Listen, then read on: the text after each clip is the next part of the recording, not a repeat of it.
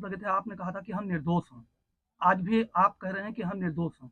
तो जिस तरीके से आपने कहा कि हाँ, अगर वहाँ पर जो धरना देने वाले या जो उसमें साजिश में थे, उनका सबका कुछ का सर्वनाश हुआ है, कुछ का सर्वनाश हो देखिए देखिए क्या है, किसी व्यक्ति को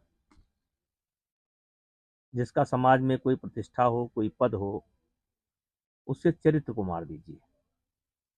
इससे अच्छा होता है कि उसको जान से मार दें। और जिन जिन लोगों ने, मैं पूर्ण विश्वास के साथ कह रहा हूं, जिन जिन लोगों ने ये षड्यंत्र किया है और या षड्यंत्र में शामिल थे, इनका सर्वनाश होगा। क्योंकि इससे अच्छा ये गोली मार देते। और जिस तरीके से गला फाड़ फाड़ करके ये लोग जो है चिल्लाए हैं, तो आप, अगर मैं गिनाने लगूंगा तो मेरे पास कम से कम 20 नाम हैं जो अब तक प्रभावित हो चुके हैं। 20 नाम मेरे पास हैं, मेरे पास सूची है कि कौन कौन प्रभावित हो चुका है। तो जो जो लोग थे उनका नुकसान होगा, प्रकृति करेगा, ईश्वर करेगा, मुझे ईश्वर पर विश्वास है।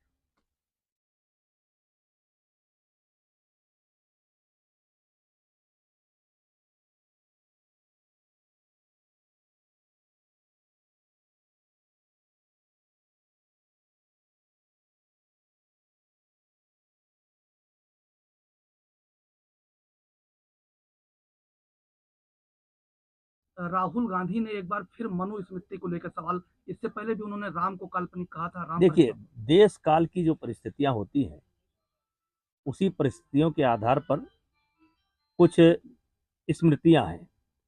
आज जैसे संविधान है, उस समय मौखिक रूप से स्मृति मतलब याद किया जाता था। तो मनु ने कुछ व्यवस्था बनाई, चाणक्य ने कुछ कहा, विदुर ने कुछ कहा। तो जैसी जैसी जबकि परिस्थिति रही, उस हिसाब से उन्होंने कहा है। और वो समय अनुसार बदलता भी रहता है। अब आज की व्यवस्था में उसका बहुत औचित्य नहीं है, कहीं कहीं है, कहीं कहीं नहीं है। तो ये उस समय की बात है। मनु कब पैदा हुए थे, पहले तो उनको पता करना चाहिए था मनु कब पैदा हुए थे। उस समय भौगोलिक स्थिति क्या थी, सामाजिक स्थिति क्या थी, क्या उस समय मजहब था, क्या हिंदू मुसलमान था। तो उस समय की बात को लेकर के समाज की आलोचना करना, चाहे करने दीजिए। और यही एक चीज है जो राहुल गांधी को लगातार चोट पर चोट मिल रही है।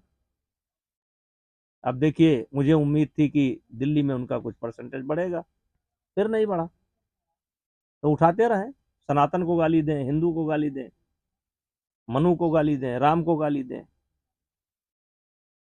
तो आखिर इनका जीरो से क्या नाता है? दिल्ली में 2014 की बात करें तो जीरो, फिर इसके बाद लगातार कई चुनाव में उनको जीरो ही कांग्रेस को मिलता चला गया राहुल गांधी के नेतृत्व में। देखिए,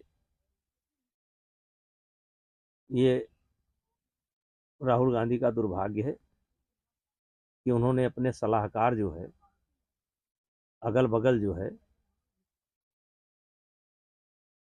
गलत विचारधारा के लोगों को बना रखा है। और ये उनकी कही हुई बात नहीं है, जो वो समझा देते हैं वही वो कहते हैं। और उनका काम चल रहा है, चलने दीजिए।